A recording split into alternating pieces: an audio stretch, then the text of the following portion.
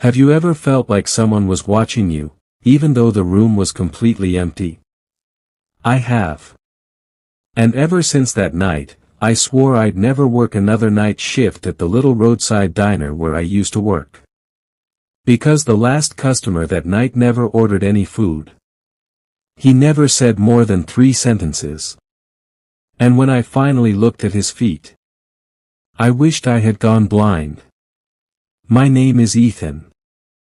I've been working at a small roadside diner for almost 3 years. It stayed open 24 hours a day, serving truck drivers, exhausted travelers, and anyone looking for a hot cup of coffee in the middle of the night. The place was called Maple Junction. The building was old. The neon sign out front constantly flickered, as if it were struggling to stay alive. People liked to joke that the diner was older than the highway itself. I usually worked the graveyard shift. From 1 a.m. until 6 a.m. Most nights were painfully quiet. Wiping down tables. Refilling coffee. Listening to the endless hum of the refrigerators. That night, rain hammered against the windows. It sounded like thousands of fingers tapping on the glass all at once. The wall clock read 2:47 a.m. The last customer had just left. I started stacking chairs on top of the tables. Then the bell above the front door rang. Ding! A man walked in. He wore a worn-out black suit. His hat covered most of his face. His clothes were soaked from the rain. But somehow, he didn't leave a single wet footprint on the floor. I thought it was strange. Still, I smiled.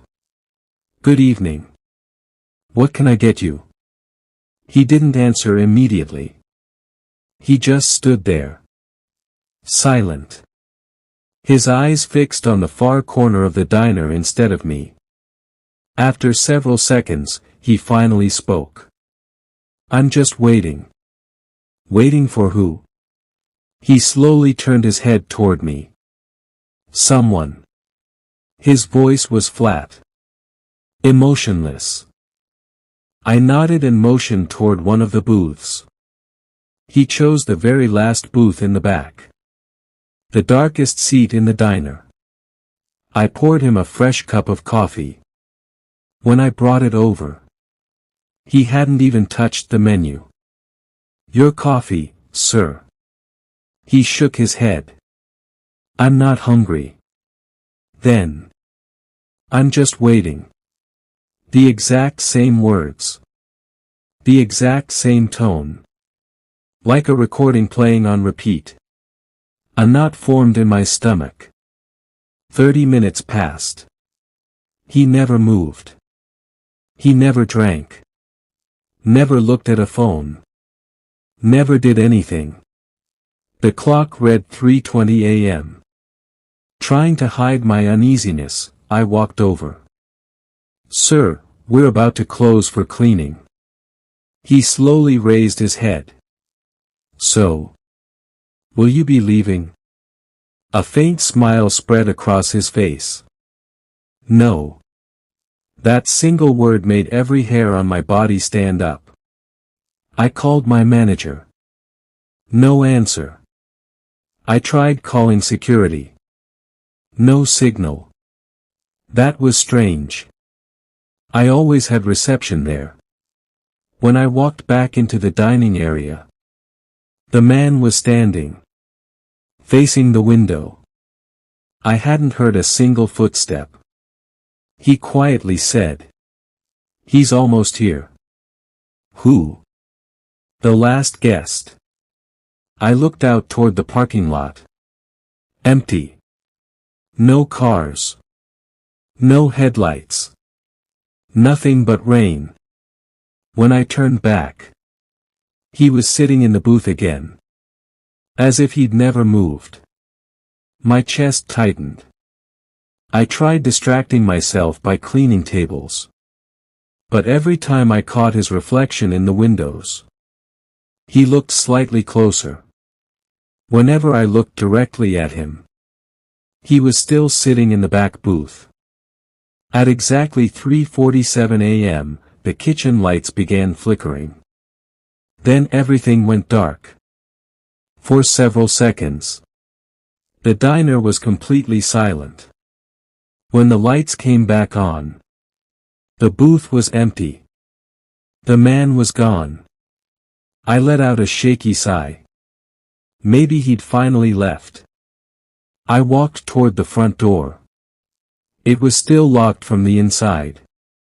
There was no way anyone had gone out. Slowly, I turned around. He was standing directly behind me. Only inches away. I could smell wet earth, mixed with something rotten. He leaned close and whispered, "Do you see them?" "What?" "His feet." I stared at his face. His smile grew wider. Slowly, he pointed beneath the table. Without thinking, I looked down. The sight froze every muscle in my body. His feet were hovering several inches above the floor. But that wasn't the worst part. The thing that nearly made me collapse was his shadow. The shadow had feet. But they were backwards. The heels faced forward. The toes pointed behind him. I ran into the kitchen. Locked the door. My hands shook so badly I could barely breathe. I turned on the security monitor. The back booth was empty. No one was there. But behind my own image on the screen, a tall black figure stood perfectly still. I spun around. Nothing. I looked back at the monitor. The figure was closer. Then the screen went black. A knock echoed through the room. Talk. Talk. Talk. Not from the front door. From the ceiling. Footsteps. Slow. Steady. Walking across the ceiling above me. I held my breath. The footsteps stopped directly overhead. Then I heard the same voice. "I'm just waiting." The lights died again. In total darkness. Something icy touched my shoulder. I screamed, unlocked the kitchen door, and sprinted toward the exit. Just as I reached the front door, bright headlights flooded the diner. A truck driver stepped inside. "You all right?" I pointed toward the back booth. "The man." The driver looked. Nothing. No one was there. After I told him everything, he frowned. "How long have you worked here?" 3 years. He sighed. "So no one's told you about this place?" I shook my head. "More than 20 years ago," he explained, "a terrible bus accident happened on the highway outside the diner during a storm. Dozens of people died. One of them was a man waiting for his wife to pick him up. When rescuers found his body, he was still sitting upright, holding a small piece of paper. It read, 'I'll wait for you.' But the strangest part, every paramedic swore his feet were facing the wrong way." I forced a nervous laugh. It sounded like nothing more than an old ghost story. But before the truck driver left, he looked me straight in the eye.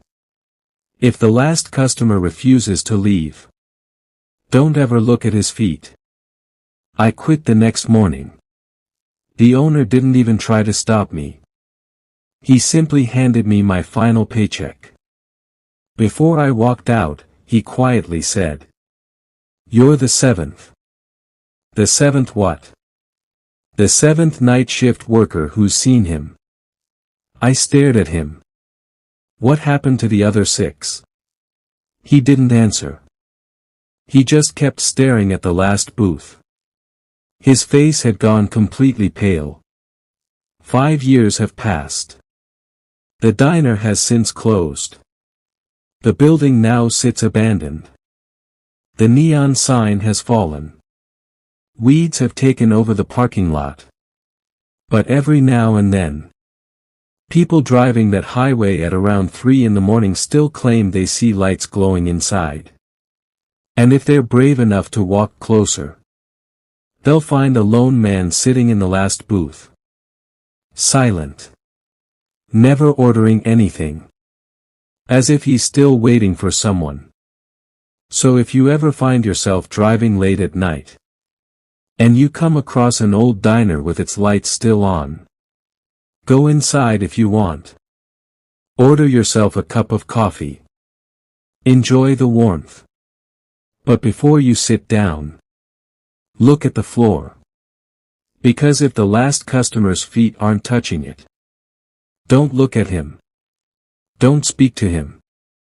And whatever you do, never ask who he's waiting for.